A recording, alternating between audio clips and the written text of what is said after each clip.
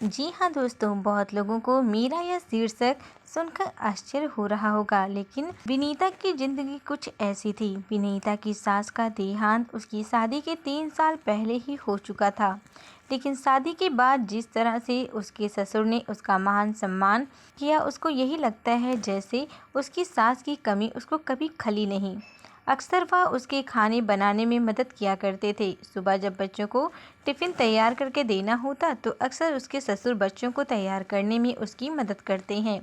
सुबह की भाग दौड़ में दोनों इस तरह से एक दूसरे का सहयोग करते जैसे सास नंद का काम कर रही हो। कभी कभी विनीता यह सोचती कि जरूर उसने बहुत पुण्य किया होगा कि उसे ऐसे ससुर मिले हैं। अचानक से एक दिन विनीता की तबीयत खराब हो जाती है तो ससुर जी उसे तुरंत हॉस्पिटल ले जाते हैं। वहाँ पता चलता है कि विनीता के पेट में पथरी है, जिसके कारण उसका ऑपरेशन अनिवार्य है।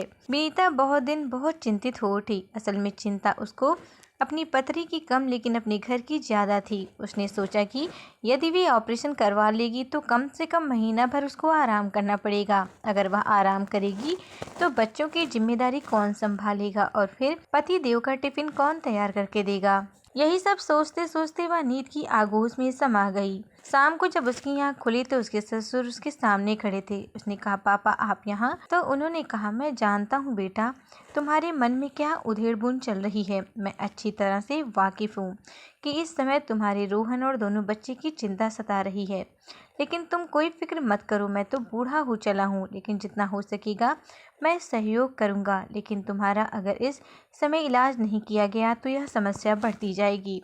विनीता ने अपनी आंखों में आंसू छुपाने के लिए सिर नीचा करके कहा, ठीक है पापा, और वहां से चली गई। 15 दिन बाद उसका ऑपरेशन होने वाला था। सारी तैयारियां हो चुकी थीं।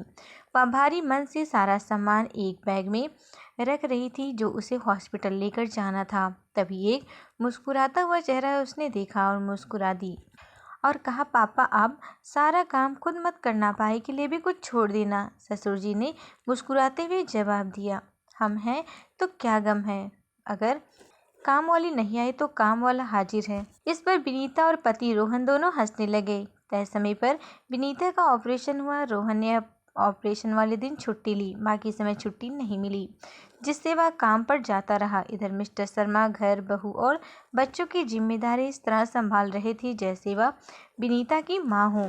विनीता अक्सर भावुक उठती तो मिस्टर शर्मा बहुत ही शालीनता से उसको समझाते कि यदि आज तुम्हारी सास होती तो वह यह सब करती। मैं बस यही चाहता हूँ कि जिस तरह से तुमने मेरे इस घर को स्वर्ग बना रखा है तो तुम्हारे लिए भी मेरा कुछ फर्ज बनता है, और इसीलिए मैं यह सब कर रहा हूँ। तुम घर की चिंता छोड़ दो और बस अपने खाने पीने का ध्यान रखो। इतना कहकर मिस्टर शर्मा वापस अपने काम में लग गए।